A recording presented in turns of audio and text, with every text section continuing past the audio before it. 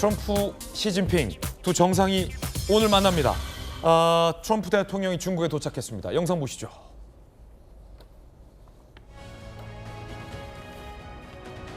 자, 백악관이 공개한 어젯밤 베이징 공항에 도착한 트럼프 대통령의 모습입니다.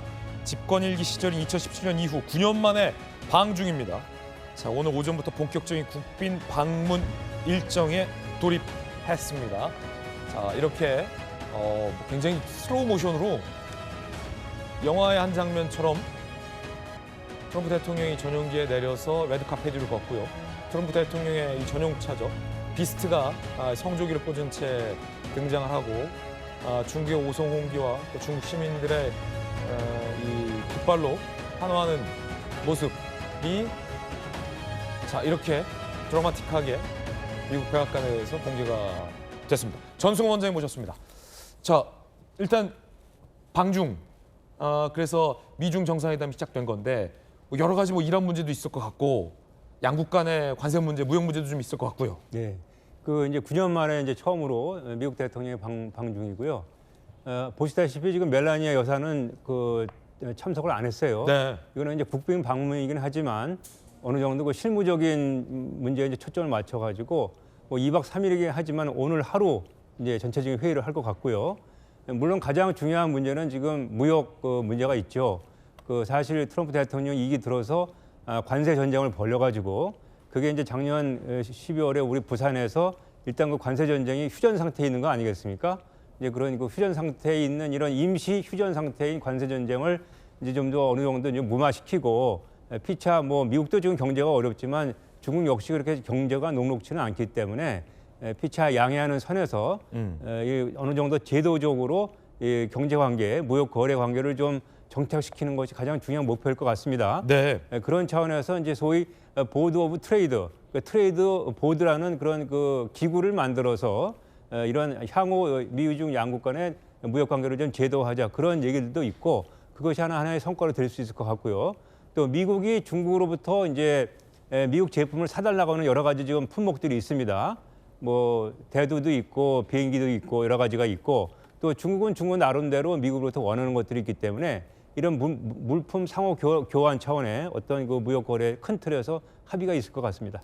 트럼프 대통령 얘기도 들어보시죠.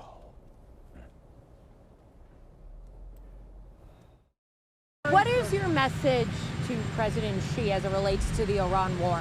Well, I think number one, we're going to have a long talk about it. He's been a friend of mine. He's been somebody that we get along with. And I think you're going to see that good things are going to happen. This is going to be a very exciting trip. A lot of good things are going to happen. Do you think he needs to intervene at all with the Iranians? I don't think he he does. can help No. in any way? No, I don't think we need any help with Iran. We'll win it one way or the other. We'll win it.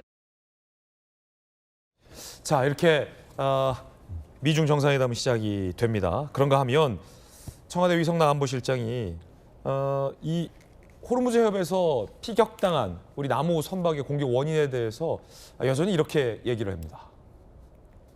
드론 단정 못해. 남호 타격 수단을 드론으로 단정할 근거가 없다.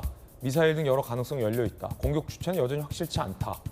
조금 헷갈리는데 연성 원장님. 그러면 드론이 아니고 미사일이면 더 심각한 문제는 아닌 건지 국민도 궁금할 것 같고 그 UAE에서는 테러다라면서 드론에 의한 공격이다라고 얼마 전 성명 나오지 않았습니까? 네. 그런데 드론으로 단정할 근거가 없다라고 말씀하시는 근거는 뭔지도 좀 궁금하고 공격 주체를 이란으로 지목할 수 없는 근거가 또 뭔지도 궁금한데. 그 지금 저 위성락 안보실장께서 저 말씀을 하시면서 본인의 주장에 대한 근거는 제시하지 않으셨어요. 예. 그래서 이제 또 그게 또 국민들로부터 이제 좀 의구심을 자아내는 부분이 있는데 다행히도 이제 다음 주 수요일 날 국회에서 이제 상임위원회가 열린다고 하니까 상임위원회를 통해서 이제 모든 것들이 명백하게 좀 드러나서 국민들의 의구심을 좀 해소시켜주면 좋겠고요. 다만 문제는 저 호르무즈 해협에 우리가 좀 전쟁을 한다고 해서 우리 군의 자산이 가 있는 것이 아니지 않습니까? 결국은 우리가 사고는 당했지만 우리 민간 선박이 저 지역에 군사 자산을 투입해서 그 당시 상황을 관리하고 있던 소위 우리의 우방국 미국과 그 UAE로부터의 아주 충분한 정보 협조가 필수적이죠. 우리가 판단을 하는 데 있어서 우리 정부와 우리 관련 기관의 능력을 의심하는 게 아니고 현재 우리가 물리적으로 저 지역이 없었기 때문에 그 당시 상황에 대한 정보는 관련국들로부터 긴밀한 공조를 통해서 얻는 게 맞는데 지금 그 부분에 대한 그 명확한 얘기가 없고 충분한 협의가 되었다는 말씀이 없고 또 이번에 그 안기백 국방장관께서 워싱턴 가셔가지고 한미 국방장관 회담을 했을 때도 그럼 가장 먼저 우리가 제기해야 할 문제 중에 하나가 저거에 관련된 정보. 트럼프 대통령이 한국 배가 피격당했다고 했는데 그 근거가 무언가에 대한 충분한 설명과 협조가 있어야 될 것 같은데 아직 그런 얘기가 없기 때문에 저는 있는지 없는지는 모르겠습니다만 그런 부분에서 이게 좀 네. 뭐가 좀 부족하다, 미진하다 이런 그 문제들이 자꾸만 제기되는 것 같습니다. 왜냐하면 국민들 사이 좀 걱정스럽게 보는 이유 중에 하나가 네. 유성남 안보실장이나 청와대 고위 관계자가 초기에 피격당할 당시에 의도적인 공격 아닐 수 있다라면서 뭐 화재 뭐 아니면 뭐 떠다니던 뭐 기뢰 이런 얘기 했었다가 현장 감식해 보니까 공격 받았는데 공격 받고 나니까 지금은 또 이란의 드론이 아닐 수도 있다 이렇게 얘기하는 게 좀 걱정스럽거든요. 국민들 입장에선. 저 위 실장님께서 이제 모든 가능성을 열어놓는다고 얘기하셨잖아요.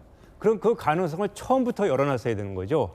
처음에도 물론 내부의 화재일 수가 있지만 외부의 공격일 수 있다는 가능성을 처음부터 열어놓고서 이걸 접근했어야 되는데 네. 처음에는 이게 화재일 가능성이 많다고 했다가 점점 가면서 군사 공격 쪽으로 가게 되니까 이게 앞뒤가 안 맞는다. 이게 이거 지금 시스템이 안 돌아가는 거 아니냐. 이런 여러 가지 의심이 생기는 겁니다. 혹시 그러다가 이제 드론이면 어떡합니까? 뭐 그거는 이제 말씀하신 분께서 이제 드론이 아닐 수 있다고 얘기를 하셨으니까 뭐 거기에 대한 지금 뭐 제가 보기에는 그 이제 청와대에서도 정확한 정보를 아직은 가지고 있지 않은 것 같고 우리 이제 관련 기관에서 이제 조사와 검토를 거쳐서 이제 그렇군요. 나오는 정보를 가지고 판단한다고 얘기를 하시는 것 같은데 물론 그렇게 해야 되고 가장 확실하게 과학적인 정보를 가지고 판단을 해야 되겠지만 우리가 저 현장에 직접 당사자가 아니었기 때문에 저는 개인적으로 또 우려하는 것이 우리가 어떤 근거를 가지고서 비교하고 대조하면서 정보를 판단해야 할 텐데 그러한 그 관련 정보가 우리에게 충분히 축적되어 있는지 그 부분도 좀 저 의문을 가지고 있는 겁니다. 예. 일단 정부의 설명을 좀 더 들어봐야 될 것 같습니다. 하피풀 함께하고 있습니다.